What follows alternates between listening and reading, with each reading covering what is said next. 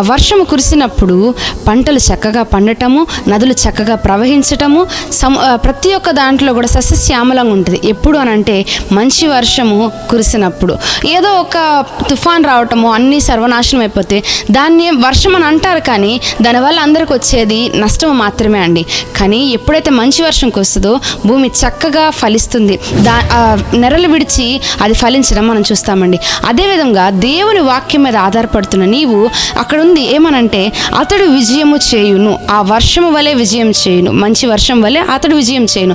ఈరోజు దేవుని వాక్యాన్ని ఆనుకొని దాన్నే ధ్యానిస్తూ దాన్నే నీ అనువనువులో నింపుకొని జీవిస్తున్న నీవు నీ జీవితంలో తగిన కాలమందు నీవు కూడా ఈ మంచి వర్షము ఎలాగైతే కురిసినప్పుడు భూమి చక్కగా ఫలిస్తుందో ఆ విధంగా నువ్వు ఎప్పుడైతే దేవుని వాక్యాన్ని ధ్యానిస్తున్నావు కదా, దేవుని వాక్యం మీద ఆధారపడుతున్నావు కదా, దేవుని మాట మీద ఆధారపడుతూ ఈ వాక్యాన్ని వింటున్నావు కదా, నువ్వు బాధపడద్దు బిడ్డ.